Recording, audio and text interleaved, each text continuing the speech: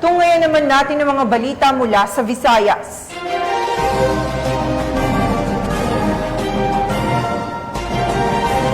Kulungan ang kinahantungan ng isang high-value individual matapos mahulihan ng mahigit 600,000 pisong halaga ng shabu matapos ang isinagawang bypass operation ng PNP sa Negros Oriental.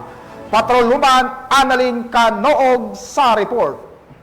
Hawak na ng mga otoridad ang high-value individual na suspect matapos masabat ang 680K na halaga ng hinihinalang shabu sa isinagawang bypass operation ng mga otoridad sa Purok 3, Barangay Angan-an, Sibulan, Negros Oriental noong Nobyembre 6, 2024. Ayon kay Police Captain Gilbert B. Baroy, Chief ng Provincial Drug Enforcement Unit, Negros Oriental Police Provincial Office, bandang 1:47 na madaling araw na ng kapulisan ng bypass operation na nagresulta sa pagka-aresto ng suspect na si alias Tuto, 38 anyos, na residente ng Barangay San Miguel, Bacong, Negros Oriental. Nirecover mula sa suspect ang 13 na pakete ng hinihinalang shabu na may timbang na 100 na gramo at standard drug price na 680,000 pesos, bypass money at iba pang drug paraphernalia. Samantala, kasalukuyang nasa kustodiya ng Sibulan Municipal Police Station at maharap sa kasong paglabag sa RA 9165 o Comprehensive Dangerous Drugs Act of 2002. Ang matagumpay na operasyon ay bunga ng pinagsanib puwersa ng PDU, NOPO, RID 7, PDEG Special Operating Unit 7, Sibulan Municipal Police Station at PDEA NORPO. Our Police Provincial Office proudly announces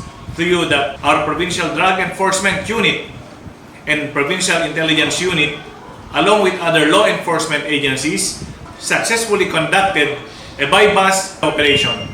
This operation is just one of the important strides that NOPO is making to create a safer and drug-free Negros Oriental. Thank you very much for your unending support to the PNP organization. Ang kapulisan ng Negros Oriental ay patuloy sa pagpapaigting ng kanilang kampanya kontra illegal na droga. Ito ay alinsunod sa pangunahing prioridad ng pamahalaan na labanan ng mga sindikato ng droga sa pamamagitan ng pagpigil sa kanilang mga illegal na aktibidad at pagbuwag sa kanilang mga operasyon. Mula dito sa Central Visayas, ako ang iyong PNN correspondent, Patrolwoman Annalyn N. Canoog, alagad ng batas, tagataguyod ng Balitang Pulis.